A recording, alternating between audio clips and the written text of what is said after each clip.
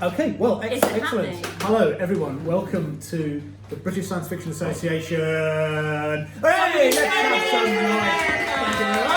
Thank you very much. We're taking calls. Yes, we are. But the number is, and everyone who So knows do science call fiction in. will know that. Yeah.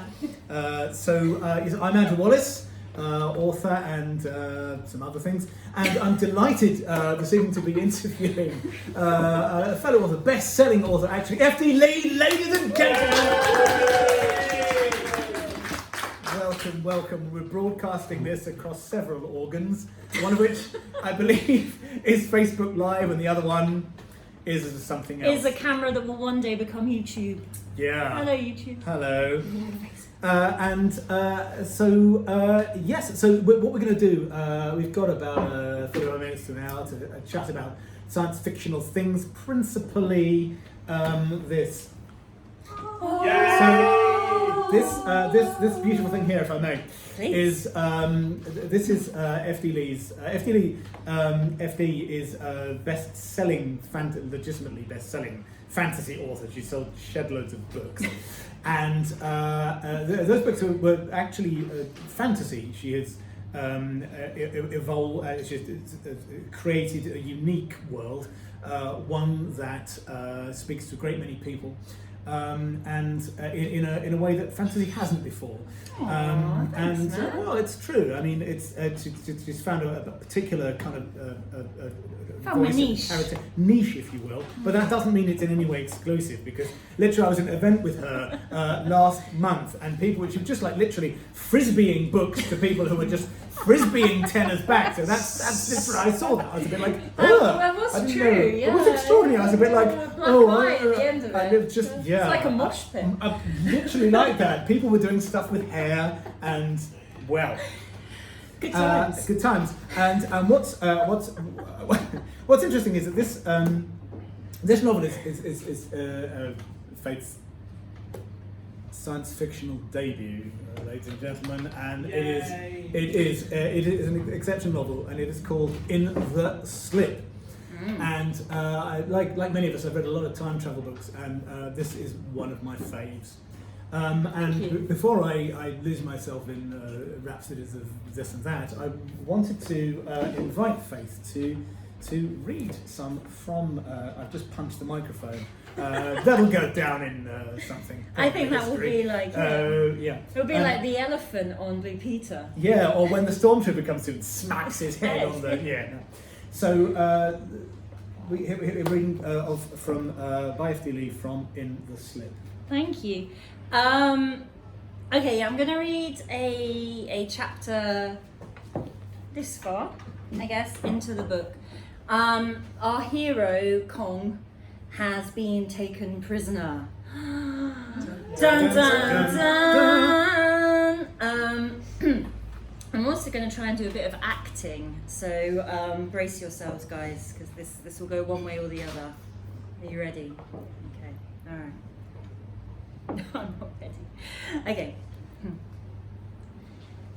I crack my eyes open, blinking in the light. Where am I? Someone snorts, dismissive. Seriously? Where am I? I snap my head up, dizzy for a moment. Lucky for me, I'm angry enough to push past it. Sitting opposite is the dark-haired woman, the tempo, the murderer. Before I know it, I'm trying to strangle her, but my arms are bound behind my back, and strain as I do against the rope, I ain't moving. Kresler. I like to think I growl. She crosses her legs and raises an eyebrow. You remember me? You shot me, you dirty chicken shit piece of... Kresler jumps up, hits me across the head with the butt of her gun. Let's get this started then. How many times have I killed you? She asks, settling back into her seat. What kind of question is that? I'd have thought a pretty simple one. She's lucky I'm tied up, that's a fact. Never. You ain't never killed me. But you wasted those other operatives, I saw it. Why'd you scull them? They get too close? A line appears between her eyebrows, gone in an instant. I don't scull people. I suppose I just imagined it then. You're a coward, right enough. You shot me, and then you sculled those sent to bring you in.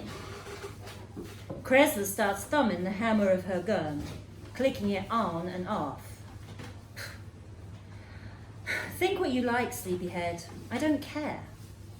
So, you reckon I've shot you once but never killed you.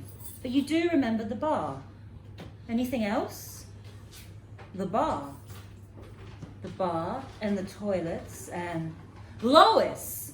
What did you do to her? I swear to God, if you've hurt her, I'll kill you with my bare hands. You're in no position to make threats.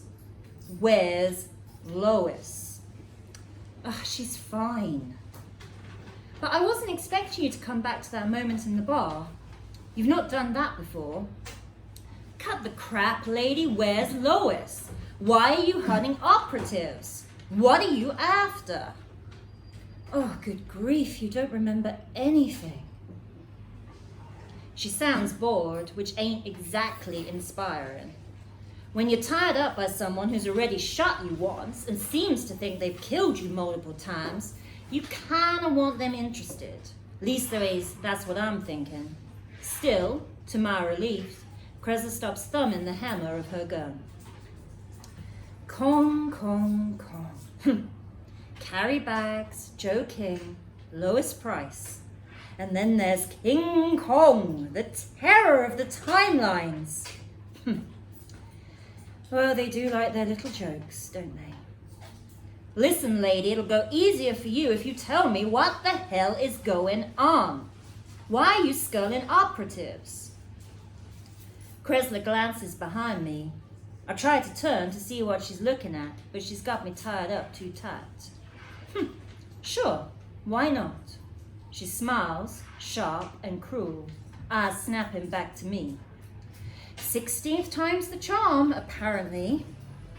I'm using the slip to catch a killer, as a matter of fact, just like they set the TTCP up for back in the day. But I guess you don't remember that. You're out of your mind. No, I don't think so. I'm not the one off my head on chloros, jumping through time with no mooring, no hope, no purpose. I'm not the one pretending not to see what's so clearly all around me. What's that then? That it's all gone wrong. That we keep letting it go wrong. Back there, back in the one true, the only thing worse than being one of the working poor is being jobless. Isn't that right? Not earning, not contributing, nothing to show their value to the world. Fuck them, right? She leans forward, resting on her knees, like we're having a sensible conversation. And then there's the rest of you little worker bees, thinking you're free when all you've really got is the illusion of choice and the terrible pain of spending your life pretending everything is exactly what you want it to be. Always looking for the next thing to choose from an array of identical things. How many types of chewing gum can you buy now in the one true? How many different types of the exact same fizzy water have they got in their vending machines? What?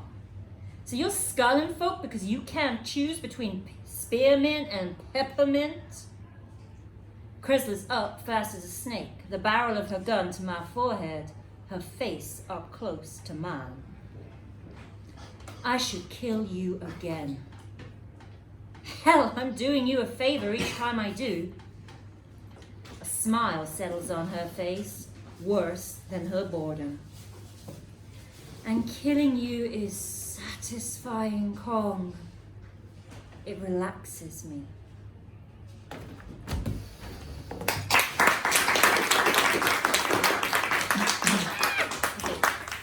I can relax now. The worst part's over. Oh, well. So, what was the genesis of In the Slip? You mean where did the idea come from, I guess? All of it. All of it? Oh, yes. Well, in the beginning. No, I was sat...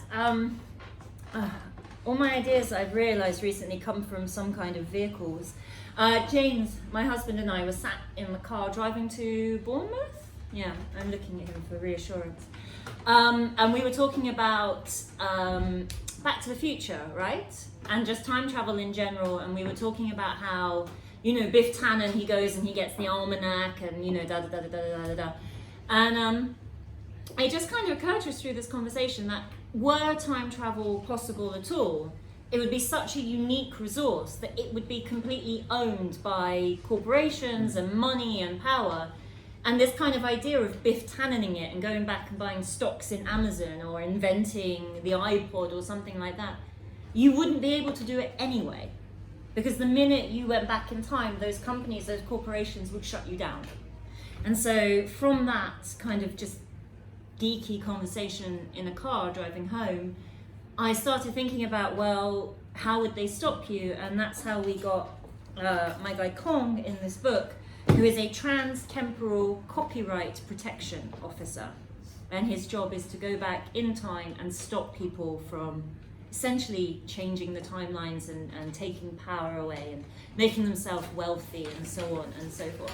Hello, oh hello. Yeah, I guess from that, then I started thinking about what that would do to somebody. If you're traveling constantly backwards in time and you're constantly trying to keep things the same and you keep seeing the same mistakes happening again. I was thinking about kind of human history and time travel and really thinking about, like Sam Beckett in Quantum Leap, he's always going back and seeing people and he's so positive and wonderful and he's like, oh yeah, we can change the world, we can make it better and the next leap will be my leap home and all of this. And I was thinking, I don't think that would be true. I think actually if you just kept going back in time and seeing the same thing again and again and again, you'd become very depressed, actually, because people just make the same mistakes.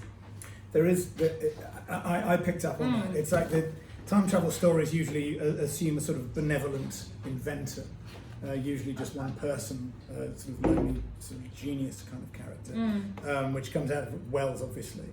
But what makes your story different is the way that in the same way sort of big industries like Big Pharma can afford the research to develop new drugs, and only nation states can afford the sort of super companies, which are increasingly much the same thing, can afford space travel. It's assumed that time travel research is prohibitively expensive. Yes, exactly. And also I think there's the catch-22 that once you've got enough money to even time travel vaguely, then you can go back and strengthen yourself. Yeah, this is absolutely. This is assumed that time travel is prohibited, and that this will inevitably fall in the hands of what I've written here is corporate psychopaths and their fascist backers, ladies and gentlemen, so who will then try and edit history to their own ends.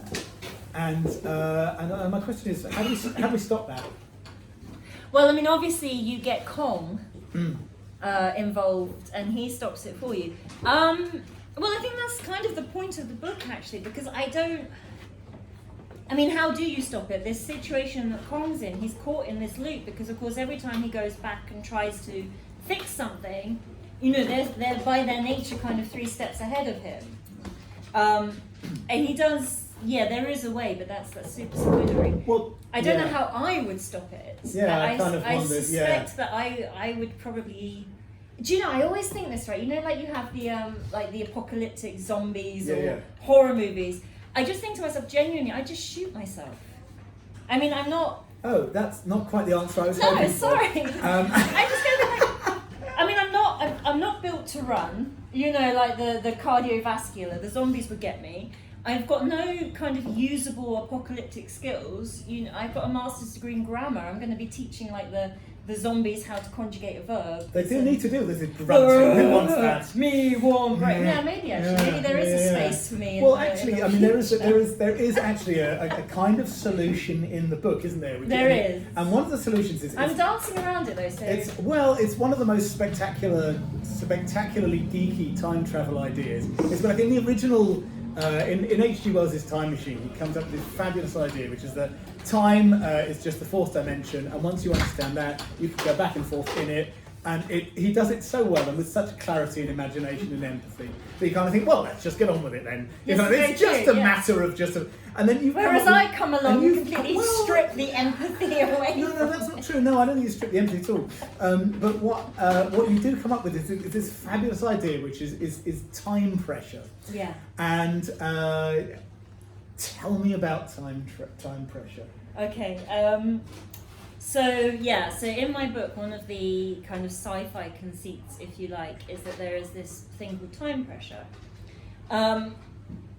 Essentially, it's partly kind of a fix-it, but also it just comes from, I spent a lot of time thinking about time travel, unsurprisingly.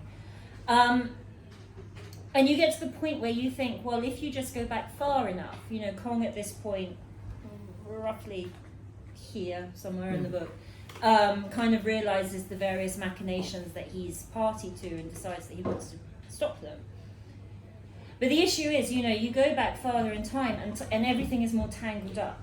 If I go back yesterday, it's easier for me to make a change because there's less ramifications of that change. Yes, but not just that. It's like essentially, it's like atmospheric pressure, but chronological. Yeah. So the more you go back, the more you're like the bearing of history presses down on you. It, because so it's more tangled. It's a weight. Yeah. It's like a depth where from wherever you are, you go back. And the further you go, it's a bit like the deeper you go underwater, and the pressure, or the higher, or the higher you go up, and the pressure affects you. But this pressure isn't made up of a density of air or water molecules. It's made up of events. So the further back you go, the more events there are between you and wherever you want to be. Yeah, exactly. And this is potentially lethal, it is absolutely lethal.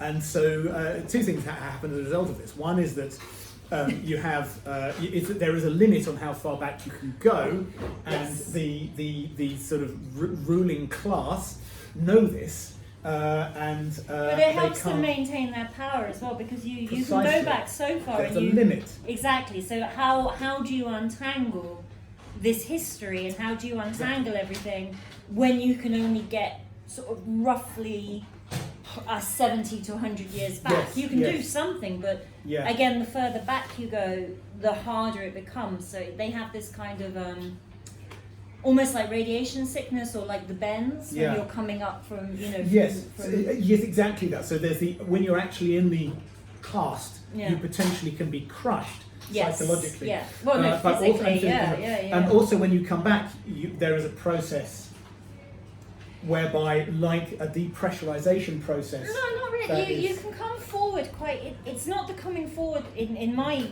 kind of universe anyway. It's not the coming forward that's a problem. Otherwise, you know, they'd be stuck.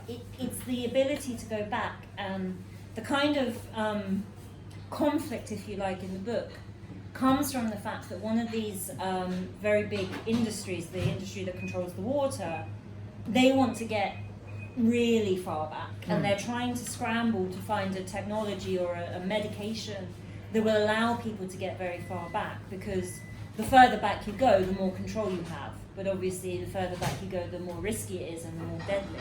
So the conflict of the novel comes from the fact that Kong is employed to go further back, and he wants to, and then he finds out what the problem is, but he's too far embedded now, and he ends up going farther back, and what does he do when he's there? Yeah. But coming forward is all right.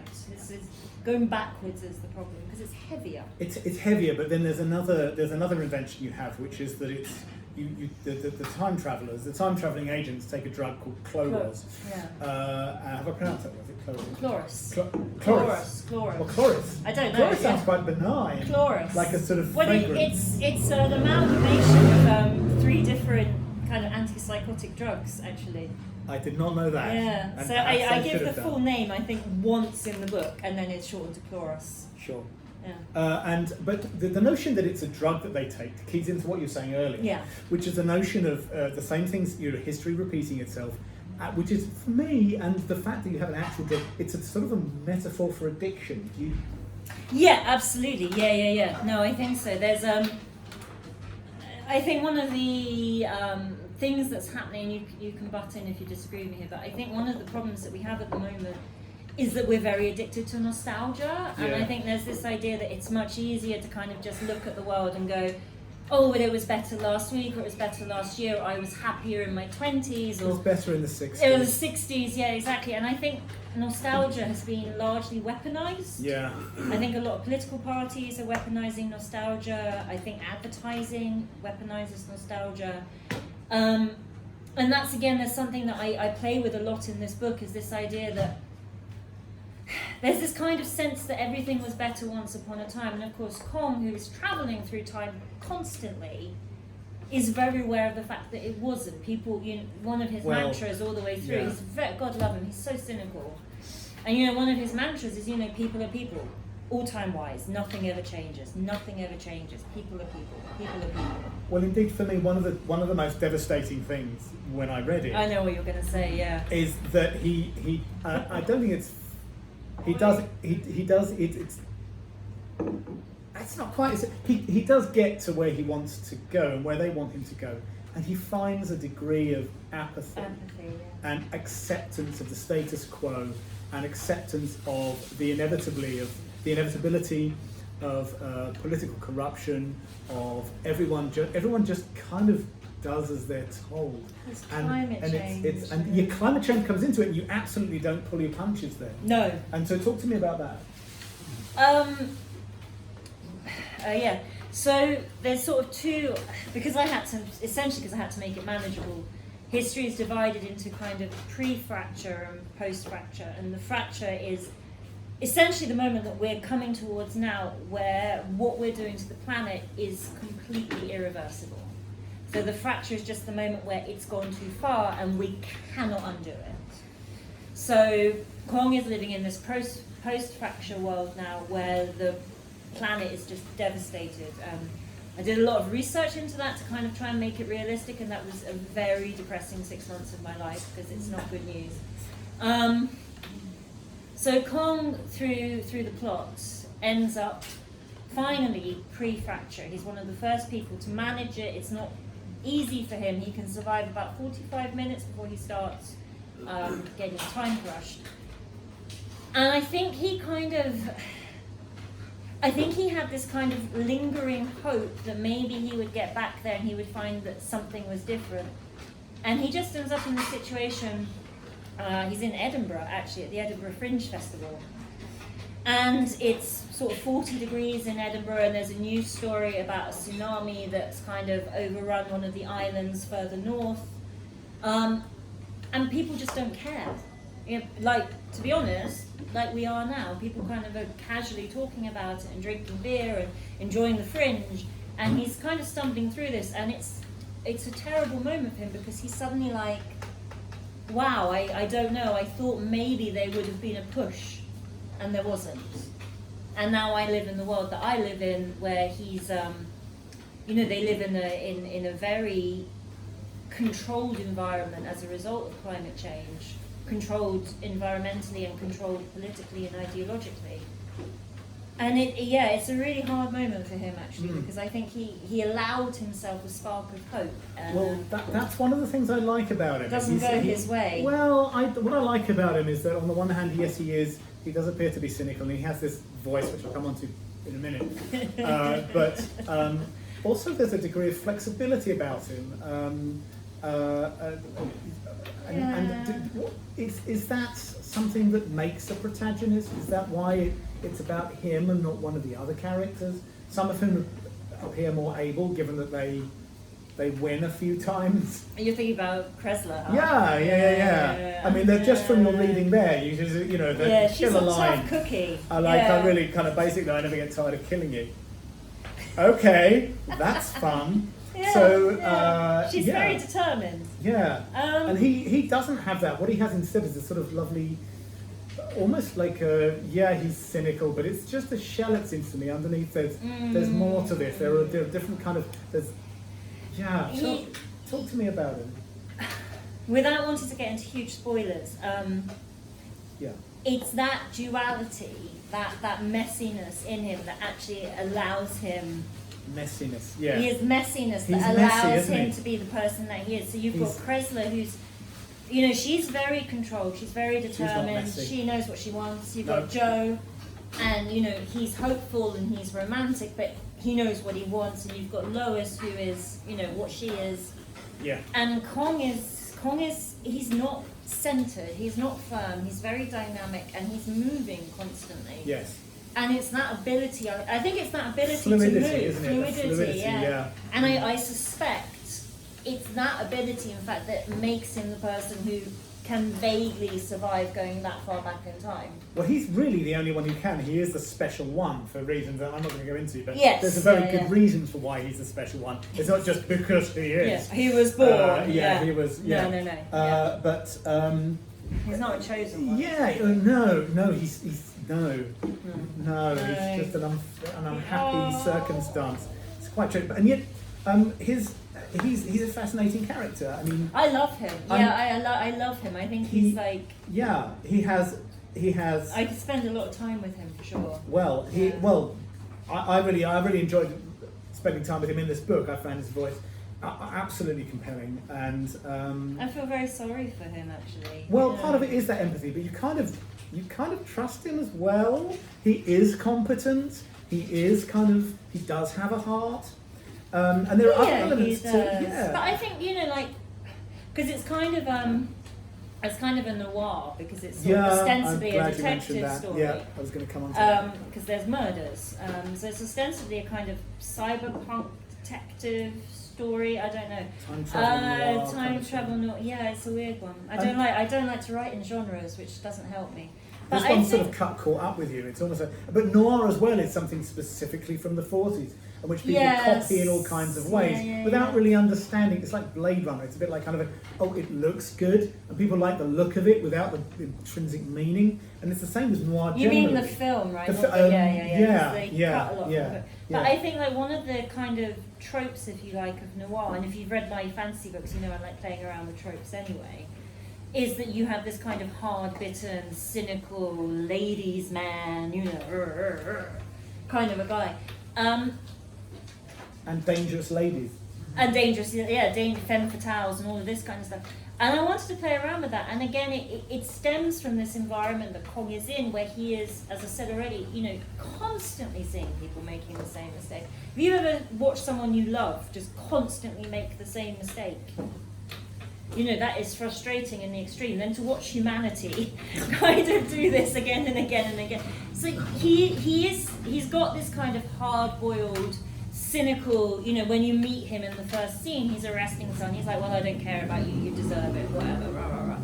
But when you start getting to know his life, it makes more sense. He's not this kind of, radio star, 1940s RKO kind of... No. Well... why is he like that? Well, because it's sexually attractive and the women love him. No, he's like that for a very real reason. He's a bad boy. Bad boy. Your leather jacket, yeah. Oh yeah. Well. But no, he's very soft. He's not a bad boy. He's a soft boy. He is a soft boy, but he's also a bad boy. But he's also a cynical boy. And this sounds very schizophrenic, but it's not. He makes sense because of where he is and what he has to do and what he's seen. I think, again, I was talking to a friend of mine about this book about a year ago when I was still writing it. And she said to me, it's, again, quantum leap. She says, okay, it's quantum leap, but if it happened to one of us. And I'm like, yeah, actually, it's quantum leap if it happened to one of us, because I'm not a good enough person to just constantly kind of Sam Beckett around the timeline saving people. I would get annoyed at some point. I would get annoyed with someone. I'd be like, what are you doing? Obviously. Put yourself together. What's the matter with you? Don't gamble on these horses. You've got a wife and child at home. Come on. So, yeah. I think another thing that differentiates Kong from the white guys who inhabit film noir is his ethnicity, which is very interesting. And I know you guys put Chinese American. You put a lot of thought into that, really? and so I'm very interested in that. I did put a lot of thought into it, actually. Yeah, Kong is Chinese American, to an extent, actually. To be fair, the time that he is from, people don't really have nationalities anyway, but as we would understand it, he's Chinese American. And the other central character, one of them is Brazilian, one of them is kind of Swedish, and one of them is sort of non-disclosed European. And the reason for that is, again, because I was thinking about this point, this fracture. Now, according to our science that really exists now, we're going to reach kind of the point where we run out of food, for example, where we have, water droughts are already happening in South Africa, for example. Food droughts aren't far away. I extended the predictions by about 50 or 60 years. And I was thinking about the BRIC countries, because at the moment, again, if you're following economics and stuff, it's the BRIC countries that are coming up and are kind of American, European, Anglo, Franco, rah, that's coming down. And then it made sense to me, well, if you're in the future and you're sending people back in time to, catch tempo terrorists, then you're going to need someone that's going to fit in that time, and so they're going to be Brazilian, they're going to be Chinese, they're going to be from the BRIC countries. So Kong is ostensibly, in fact, actually, Kong is Chinese. The American is his own invention.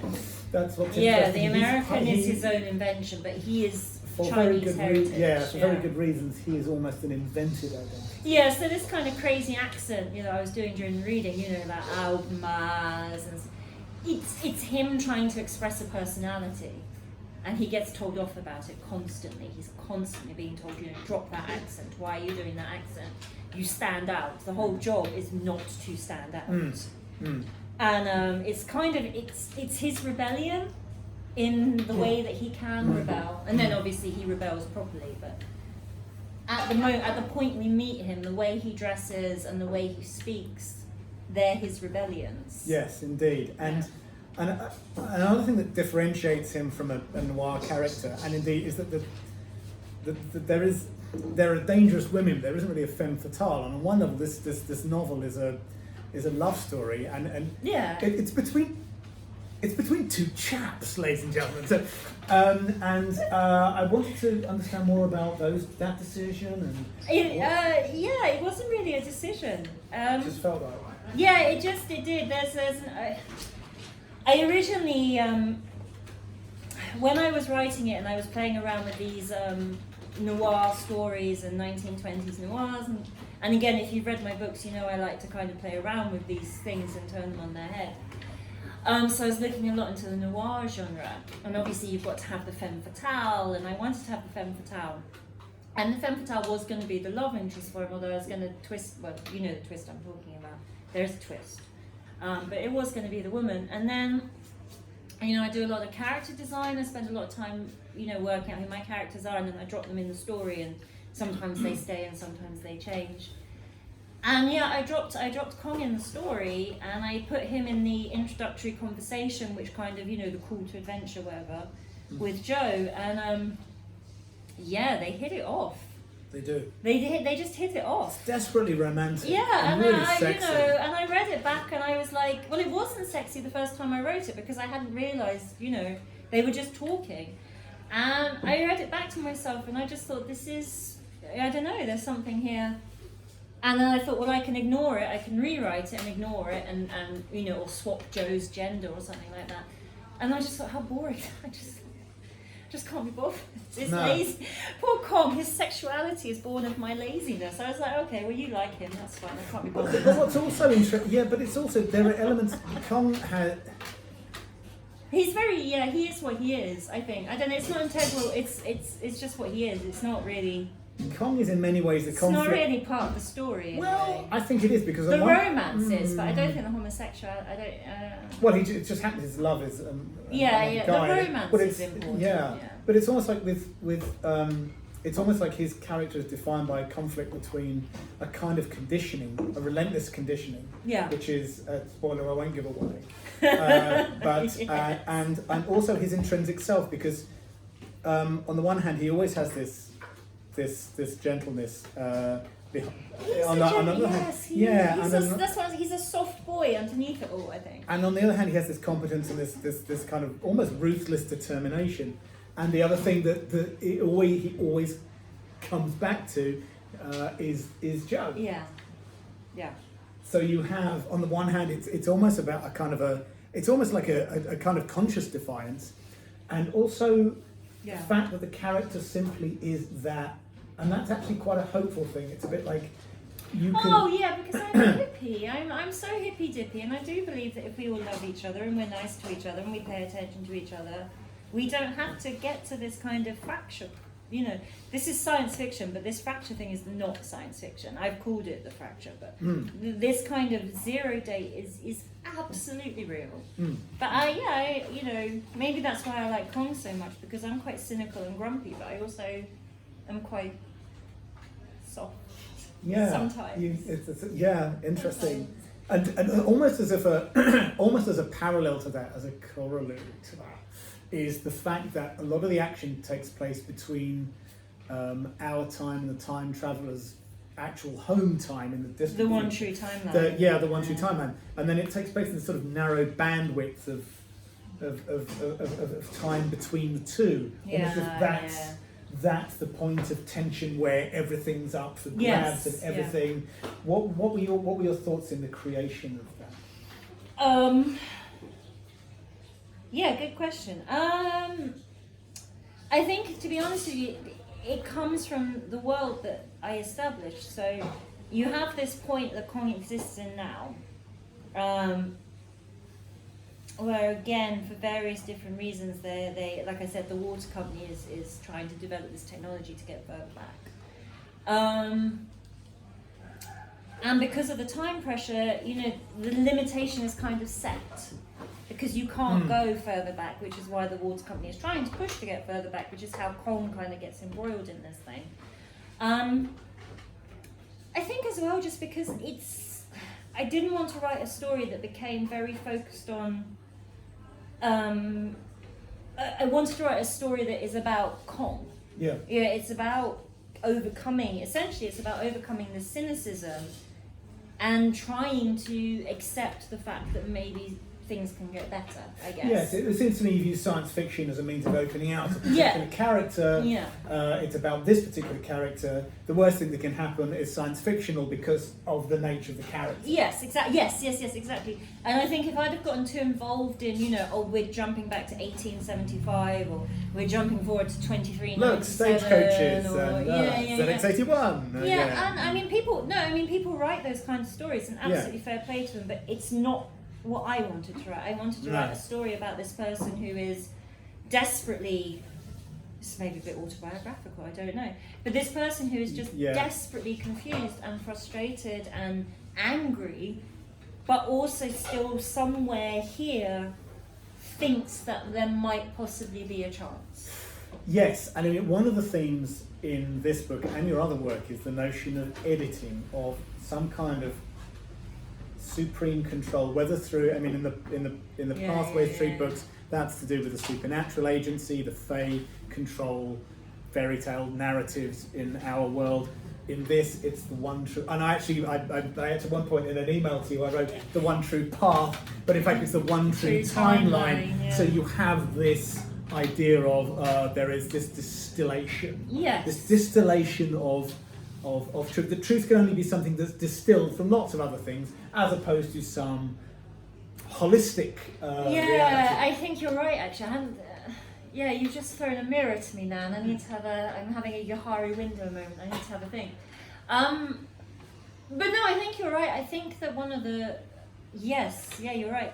In the Pathways Tree series and the fantasy series, it's about people creating narratives for themselves and also recognizing the narrative of other people. So you don't just classify, you're the villain because you're wearing a leather jacket or some such nonsense like that. And evil. And, we've got the evil bunny over there, so, it's all happening. But no, yes, so the whole of the Pathway series is very much about, allowing people to be people and recognizing when people are bad and also recognizing when people are good and not kind of falling into this, as you say, kind of distillation. Funneling of this. Yeah. But it seems to me. And I think that's true. Yeah, it's true with this one as well. But that's because things should be messy. I get very frustrated. Yeah. I get very frustrated when people kind of present this dichotomy, this kind of black and white answer to the world, because it's rubbish. Yes, well, your dystopia Absolutely ridiculous. Isn't really that at all. There's lots of nice things about it that are not horrific. Yes, yes, it is. So I don't mean, make my dystopia. It's not an easy dystopia. It's not like. It's not a dystopia. It's quite beguiling, actually. I don't think it is. Well, sorry, we're now converse. Sorry, let me catch you guys up. So the timeline that Kong lives in, this one true timeline, there are bits of it that are very controlling and maybe slightly fascist. I don't know. And I actually genuinely I don't know. But the flip side of that is, people don't get sick anymore. Like there's very rarely is there illnesses. People have homes in the majority.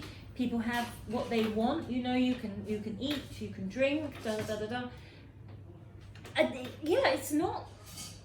It's not that bad unless you feel that people should have slightly more control. And it's that kind of question of, a lot of people that Kong is interacting with, and they say to him quite consistently, well, yes, fine, but what's the alternative? What do you want instead?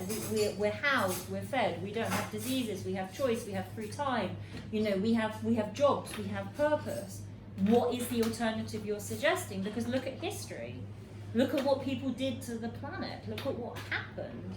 You want to give people back that freedom of choice, and that's something that Kong, bold, isn't it? it's something that he struggles with. Now. Yes, and he struggles with it throughout the book, and this thing, Andrew mentioned earlier, where he finally does go back in time, and he gets to this point, and he realizes how apathetic people are to the very clear warning signs, and that's why that's such a hard moment for him, because he spent kind of so long going, well, yes, I suppose so, but we're missing. We've got everything we want, but have we got everything we need, kind of thing? It's as if this need for this singular solution. I'm not sure if I'm explaining it very well. No, you have. It's another conflict. It's another element of the drama in the book, which is I think there's a human desire for this singular solution, and it's where we are now politically, obviously. Yes. As against the reality, which is that it's messy, and once you start establishing that this is one thing, the minute people are going to be left out. Absolutely, come on. The minute somebody tells you, I'm going to wear my political heart on my sleeve now, but the minute somebody tells you, for example, that every problem that's caused is a result of immigration, well, that person's lying to you, because of course it isn't a result. Nothing is a result of one thing. Life is... It's atmospheric pressure. It's time pressure. It's literally, we're all now in a state of time pressure, as all humans have been, all conscious beings have been, because everything is so interrelated, and everything is so exactly. Yes. And exactly. even the things, and it seems, and what the book does very well is as a metaphor, is to show the things that we are not aware of, in themes of amnesia, for example, and rediscovery. I'm just going to listen to you praising. And realization of who as a character, and by implication ourselves, who we really are. Yes, absolutely. I mean, this sounds like I don't know. This must sound like a very messy and crazy book. I promise it. Like, there's a story and characters, and there's a hero's journey. If you want to, it all makes sense. It does. I mean, it's one thing I haven't said actually is it works really well as a thriller. Because because although there are technological solutions to extreme danger, there are costs. Each time one of those technological solutions is employed, there is a loss. There is a loss. It costs him. It costs him dearly, and you kind of don't. You are invested in that, and that's the thriller element, which is why the noirish aspect works so well. Thank you. Yeah, I don't know. It's a complicated one, and I guess it must sound like at the moment, Andrew and I are talking about this, and I don't know. I'm worried it sounds very woolly, It's not woolly at all. It's really, really It's crisp. not, and it is just a story. And actually, bizarrely, it's the shortest book I've ever written. It is that. Yeah. I think probably we just think about it a bit Well, too perhaps much. would it help to say? I mean, what books influenced your writing of it? Of this? Yeah. Yeah, and Are they all time travel books? Are No. Slaughterhouse 5, Kurt Vonnegut. Oh, interesting. Yeah, I was thinking a lot of Kurt Vonnegut when I wrote this. Actually, I wasn't really thinking about time travel at all. I was thinking a lot about Slaughterhouse 5, and you know how, again, this awful experience happened to him with the Dresden bombing. Yeah, totally. And then how this character tries to reaffirm himself and rediscover and balance this terrible history, and you know, obviously he goes to Mars. No, where? The Tralfamadore. That's it. The trial, yes, Yeah. and meets a beautiful woman and stuff like that. So I was thinking about Slaughterhouse 5 a lot and Kurt Vonnegut and Alter Carbon. So I'm pointing at my husband. Alter Carbon was in there a lot. Oh yeah, actually I hadn't. Yeah. Now you've said that. Yeah. Yeah.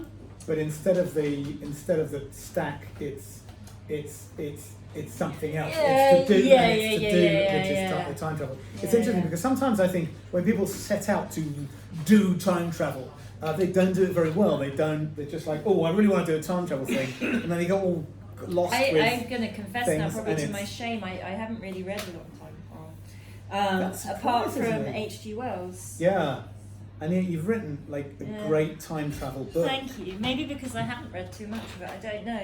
It's easy to I get read a lost lot in of the noir. conventions. Did you? Yeah, I read a wanted to lot. ask, which noir books did you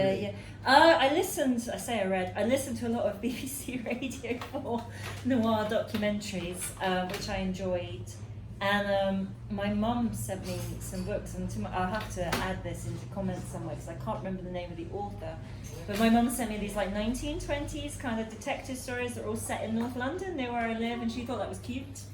So I was kind of reading those as well, and I was listening to. What was again? Sorry, I'm looking at James. Do you remember the Radio 4 detective story that we were listening to for ages? Can you remember? Big Sleep. Big Sleep. There we go. Oh, yeah. Okay. Great. Yeah. So, yeah. Okay. Good. So I don't know. It's a bit of a mishmash. But then I think a lot of them, you know, that might be why it sounds so scatty. I think I'm quite mishmash. But I will confess there wasn't a lot of time travel. Although I did read. I read Stephen Hawking's book when I was writing this. No. No. What's the other? Let's go with that. Yeah. One of the things I love about noir is that whether it's movies or books, it's just how many levels it operates on. And I think that's one of the things it has in common I like it. with this. It's very gothic. I like noir, you know, because it's sprung from kind of Poe and things like that. So yeah. I like that kind of history of noir. I'm not And too a keen clash on. of cultures as well. Yes, yes. Europeans fleeing, Yeah, and it's settling grubby, in America, isn't which is it? another Yeah. world for them. And it's dark, but it's also noir. very beautiful. And the characters are very complex and troubled. I think for the time that noir was being written in, particularly actually, I think that what they do with characters is amazing. I mean, the male kind of cop is relatively straight, but the way that women and stuff came across in noir, the power of them. Yeah. Considering when it was written, but then you know it was schlock, wasn't it? It wasn't taken seriously at the time. No. But Indeed. yeah, no, I like noir. I'm not. A lot of people have said this is cyberpunk, and I'm not a huge fan of cyberpunk. Some Not that people- I'm particularly upset with the label. I think that's fine, but you know, I tried to read William Gibson and things like that. Yeah, sometimes cyberpunk is a bit like time travel. If you set out to do it or you love it too much, there's a danger you're just going to impersonate Gibson or what have you. But if you maybe, I just don't know. engage with, I just think I don't know. I think cyberpunk just tends to get in its own way too much yeah, sometimes. interesting, yeah. I mean, to me, it's not cyberpunk, but I can see why people said it's cyberpunk because it's a detective story Or in the there's future. it's time travel. It's almost like Yeah. instead of. I wouldn't classify it as cyberpunk. No, but it has a feel about it. Yeah, it does. It's almost like accessible. Well, what was accessible technology is is then gathered up by big corporations and twisted out of all. Yeah, maybe. I mean, one of the cyberpunk things, isn't it? And one of the absolutely kind of pivotal aspects of cyberpunk is this idea of corporations as baddies. Yeah. You know, and it came up in the 80s, and that makes sense. You can see why it came up in the 80s. And this idea of corporations as baddies. And I do have that. I do. And But, people subverting this, the actual titular yeah, punks sure. who are actually smarter than that because they're not drones. Yeah, and so yeah. you've got that, but I think with this book, it's on an emotional level. I think, I guess maybe it's cyberpunk in shape, but not in doing. Yeah, I don't okay, know, I yeah. find, that I sounds find like it, a good, it yeah. gets quite heavy, so I Yeah, don't know. yeah. Okay, so we've been chatting away for a while now. Oh, God, and lovely. I'm gonna, What time is it? it's old. Ooh. And old. Old. So what I'm going to do before I open it, I'm going to have one The more question. night is The done. night is drawing in. So we're going to have some. I'm going to ask some questions in a minute, but I wanted to ask one more question. So, do you think In the Slip will influence other books you write, and if so, how? I think I'm probably going to write a sequel to In the Slip, which I hadn't planned to do, but I've been thinking about it a lot, and I think there's possibly more that I don't know. Anyway, so it might influence itself. Yeah. I guess I don't know. I'm still thinking about it, but I think there's possibly. I know some people. I don't know if they're watching or not, but I know some people will be interested in that. I don't know. I think because you kind of said earlier that there is this kind of ideological thread that runs through all my books, which is about people accepting the complexity of life, and instead of being put off by it, embracing it because it's wonderful. It's wonderful when things are awful and messy and complicated and difficult and beautiful and sexy and terrible and all.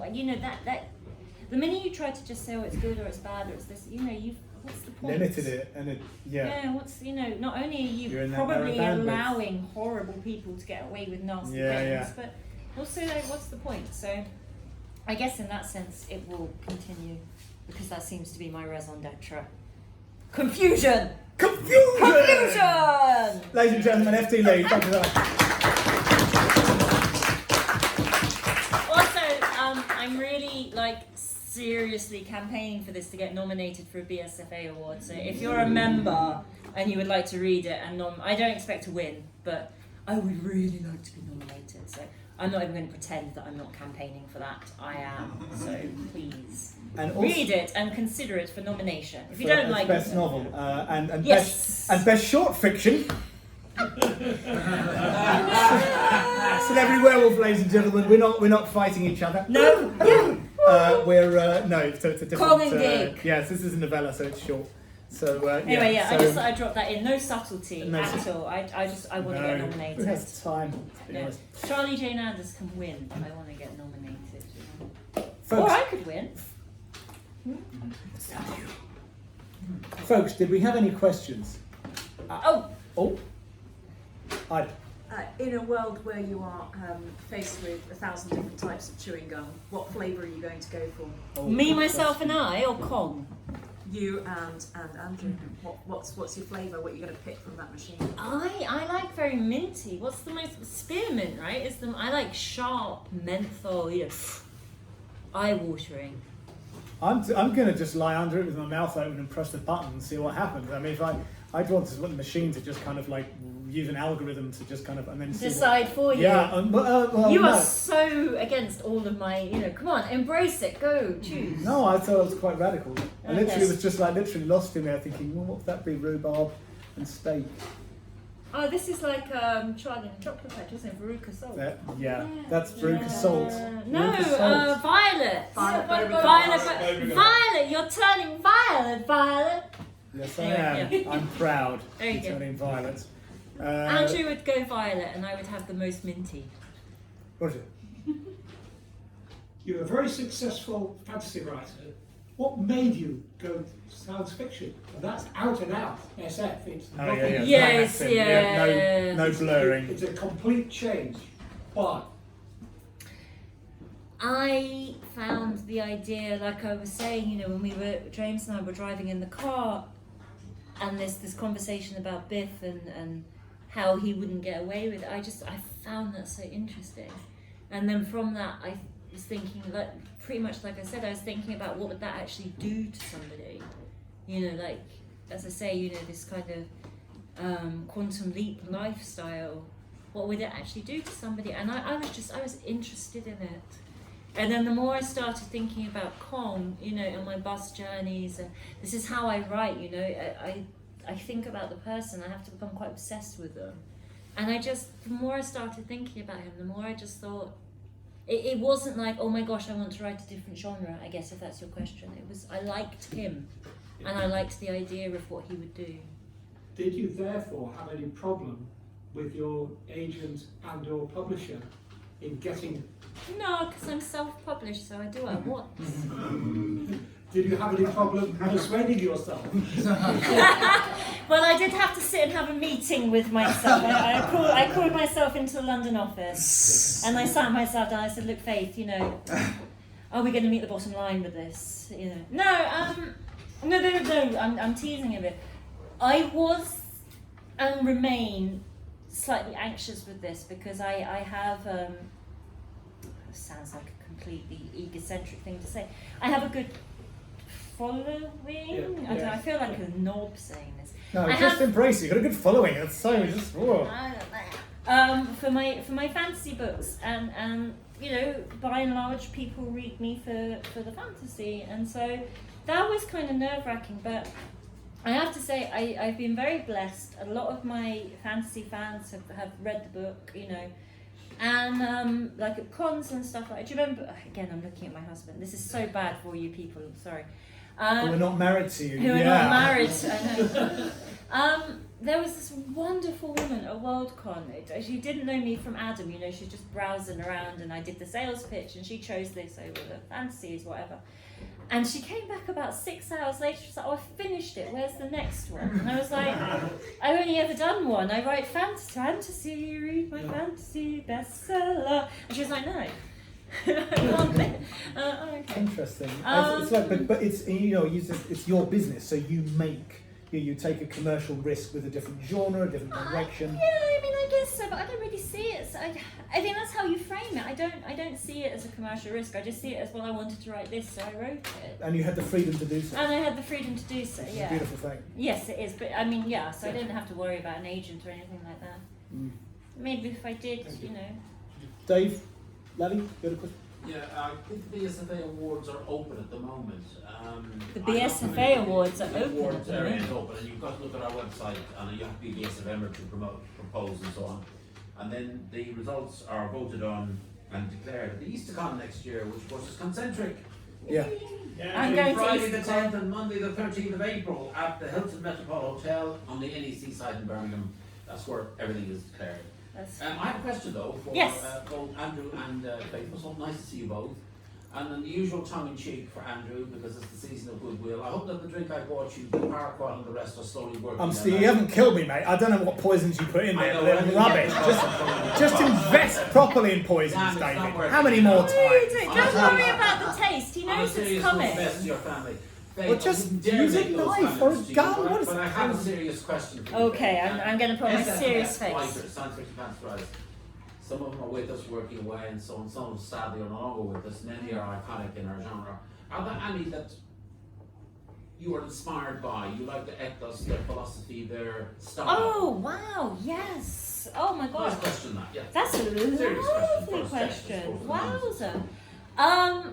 I have never made any pretense about my inspiration from Terry Pratchett. I think less in this book because Kong is. This is a first-person book, so it's very much Kong is Kong. But certainly in my fairy tales, Pathways Tree books, I make no bones about it. I think you can see Terry Pratchett's influence through me all the way through that.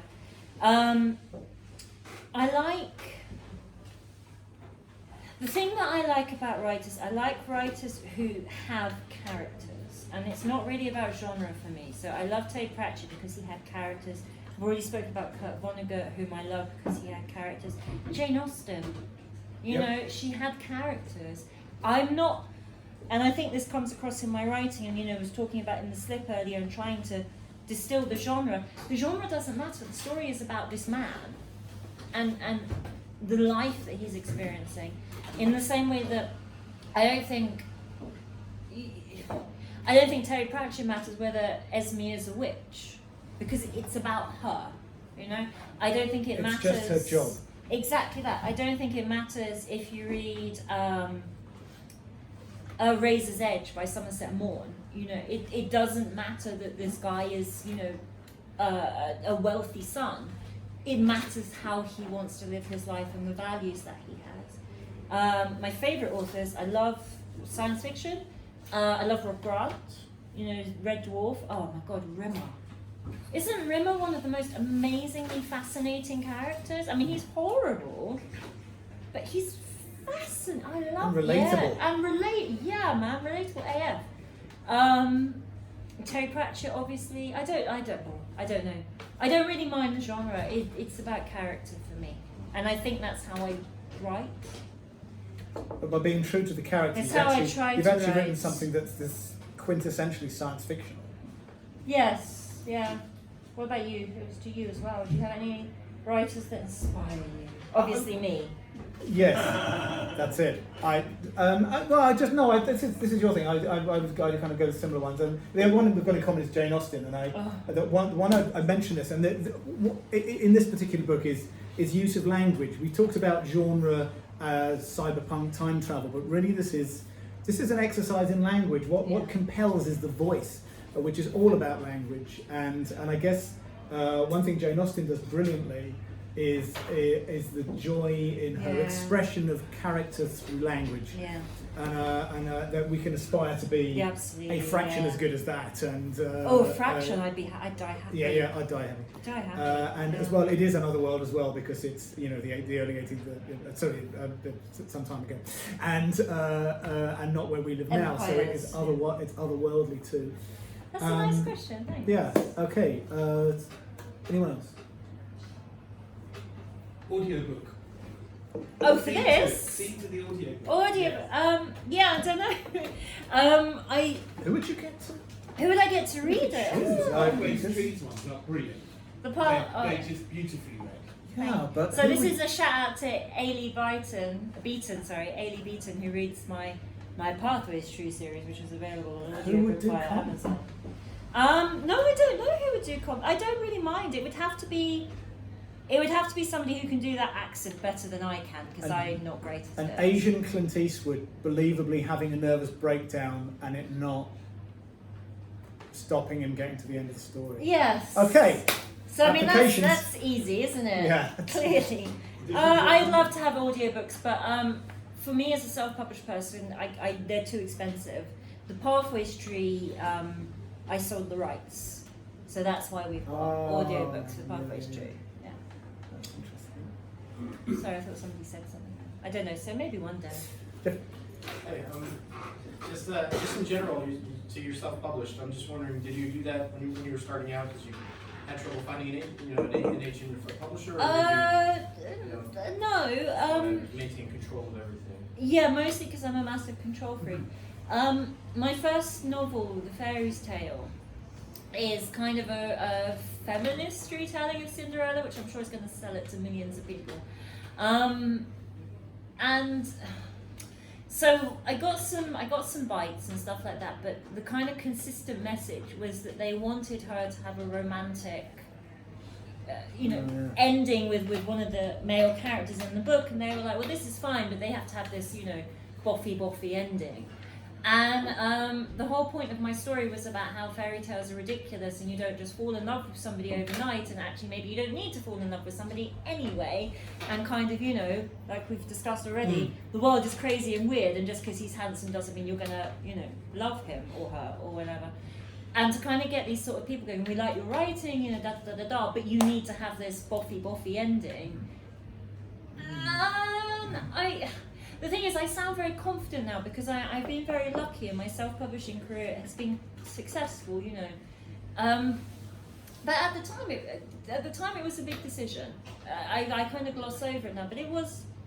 Do I stand by what I'm writing and what I believe, or do I, fill in this kind of tropey romantic ending that completely overwrites everything that I've done in the book? Anyway, obviously I chose to stand by my principles, and I've been lucky.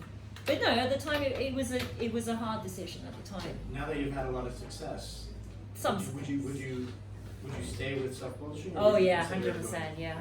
I really agonized. I was saying earlier about the audiobooks, and that's it's a traditional publishing contract for the audiobooks. And I was lucky because the company that approached me, the guy I was dealing with, the agent guy, was very nice and relatively communicative with me, but I struggled with it. Yeah, I'm a control freak. Yeah, I did.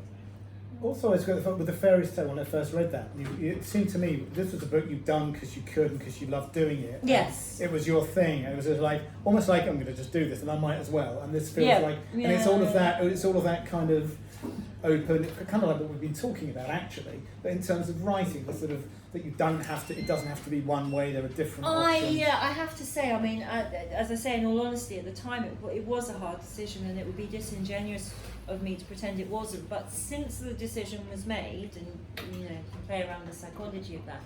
But since the decision was made, I'm so happy that I did, and it's really opened my eyes actually to just how important it is. Self-publishing in general, you know, it's really opened the world for voices that you don't often hear. That's true. This weird, amazing book that is clearly a good contender for the BSFA award. But this weird little book that's got a Chinese-American gay protagonist. I'm not sure how far I would get. I mean, I don't know actually because I haven't tried. So you know, I don't want to cast aspersions, but. These things are kind of, you know, self-publishing allows that voice to come through. And sometimes you get some rubbish, but, you know, 50 Shades of Grey got published. So, yeah, I'm a big fan of self-publishing. I think it's good, and I would recommend it to everyone. I really would. Why not? Any other questions, folks? Susie. I was just wondering, because you said you focus on the character more than like thinking about genre. Yeah. What were the main differences did you feel with writing in the different genre, or were there any? Were there any like I don't mental think, to be honest, I didn't really notice that in terms of the genre. It felt very different writing in first person. Oh, okay. That was very different because the fairy's tale is third person and it's omniscient. How do you say that word? Omniscient. Thank you, omniscient. So you know you spend some time in Mestastin's head, Seven's head, B's head, whatever. That was a challenge in and of itself, and I was very, very congy for a long time when I was writing this book. You know, it like infiltrated. But yeah, no, the genre. I mean, I like science fiction, and I like fantasy, and even though I don't approach it going, today I'm writing a fantasy book. I mean, these are the things that I surround myself in anyway. So. I don't know, but yeah, the writing first person was very different. And there were moments where I got very frustrated because I was like, I could explain this if I could just jump into somebody else's head. So you had to kind of, maybe that's why I love him so much as well, because I'm really close to him. And he's a good guy. Are we good? Any more for any more? Then we're done. Thank you all so much Thank for coming. you. Thank And you. can I also say thank you to Joanna Pax for Facebook Living for me and holding the phone so beautifully. Thank you, Joanna.